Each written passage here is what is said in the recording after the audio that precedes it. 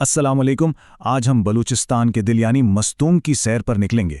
ये सिर्फ एक ज़िला नहीं बल्कि समझें कि ये पहाड़ों में छुपी एक पूरी दुनिया है जहाँ तारीख, सकाफत और कुदरत की कहानियाँ हर कदम पर हमारा इस्तकबाल करती हैं। तो चलें इस सफ़र का आगाज़ करते हैं। किसी भी जगह को जानने के लिए ना सबसे पहले उसके नाम को समझना बड़ा ज़रूरी है। मस्तूंग का लफ्ज़ बराहुई ज़बान से निकला है, जहाँ मास का मतलब है पहाड़ और तंग का मतलब है सुराख।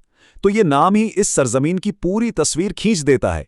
एक ऐसी वादी जो ऊंचे पहाड़ों के बीचों बीच एक पोशीदा खजाने की तरह आबाद है।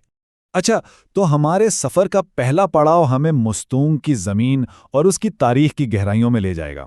हम जानेंगे कि ये ज़िला आखिर बना कैसे और इसकी जोग्राफियाई पहचान क्या है। इंतज़ामी तौर में देखें तो मस्तूंग निस्बतन एक नया ज़िला है, यानी 1991 तक ये ज़िला कलात का ही एक हिस्सा था, लेकिन फिर जुलाई 1991 में इसे एक अलग ज़िला का दर्जा मिल गया और फिर फरवरी 1992 से इसने मुकम्मल तौर पर आज़ादाना काम करना शुरू कर दिया। मस्तूंग का जुग्राफिया काफ़ी मुतनव्वे है। ये ज़िला 4 तहसीलों पर मुश्तमिल है और यहाँ मशहूर हज़ारगंजी चिल्ड्रन नेशनल पार्क भी है, जो नायाब जंगली हयात का घर है। मगर इस खूबसूरती के साथ साथ ये इलाका ज़लज़लों और सैलाब जैसी कुदरती आफात के चैलेंजेस का भी सामना करता रहता है। अच्छा, ज़मीन की बात तो हो गई। अब वक्त है उन लोगों से मिलने का जो मस्तूंग को अपना घर कहते हैं। आइए देखते हैं कि यहाँ की सकाफत और ज़ुबानें इसे कितना मुनफरिद बनाती हैं। मस्तूंग की सबसे ख़ास बात यहाँ बोली जाने वाली ज़ुबान है। यहाँ की तकरीबन 89% आबादी बराहुई बोलती है, जो इस खित्ते की एक बहुत कदीम और मुनफरिद शनाख्त है। हाँ, उसके साथ साथ बलोची और पश्तो का रंग भी यहाँ के सकाफती इम्तिजाज को और खूबसूरत बनाता है। 2023 की मर्दमशुमारी के मुताबिक इन पहाड़ों में 3,13,000 से ज़्यादा लोग आबाद हैं। लेकिन दिलचस्प बात यह है कि इनमें से अक्सरियत रहती कहाँ है। यहाँ की 87% आबादी देहातों में रहती है। इसका मतलब यह है कि लोगों की जिंदगियां, उनका रोजगार और उनकी रिवायात सब कुछ बराह रास्त इस ज़मीन से जुड़ा हुआ है। यहाँ का जो समाजी ढांचा है ना, वो कबायली निज़ाम पर मबनी है, जिसमें रईसानी और बंगलजई जैसे बड़े कबाइल शामिल हैं। इसके साथ साथ यहाँ हिंदू और ईसाई बरादरियों की एक छोटी आबादी भी मुकीम है, जो मस्तूंग के समाजी तनव्वुर में इजाफा करती है। तो यहाँ के लोग अपना गुजर बसर कैसे करते हैं? मस्तूंग की मईशत का इन्हिसार ज़मीन की 2 तरह की दौलत पर है। एक वो जो सतह पर उगती है और दूसरी वो जो ज़मीन की गहराई में छुपी हुई है। मस्तूंग की मईशत 2 बुनियादी स्तूनों पर खड़ी है। एक तरफ ज़राअत है, जहाँ गंदुम, जौ और ज़ीरा जैसी फसलें उगाई जाती हैं, और दूसरी तरफ है कानकुनी, ख़ासतौर पर संगे मरमर और लोहे की कचधात की। और जब हम ज़मीन के नीचे की दौलत की बात करते हैं तो उसकी वसअत हैरान कौन है।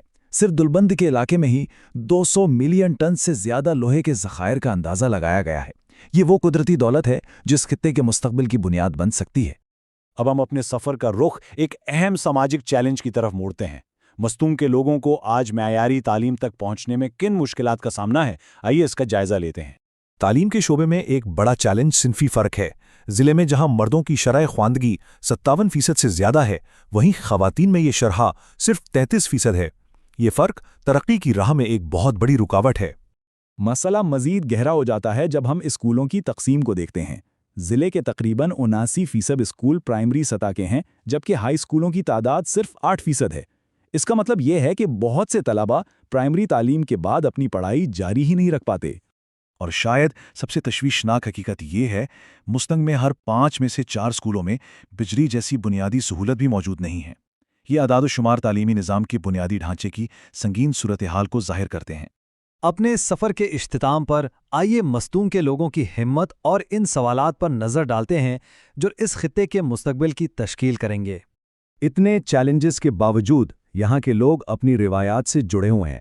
दहाई इलाकों में आज भी सेहत के देखभाल के लिए मुकामी जड़ी बूटियों का इस्तेमाल आम है, जो उनके इल्म और कुदरत से ताल्लुक़ को ज़ाहिर करता है।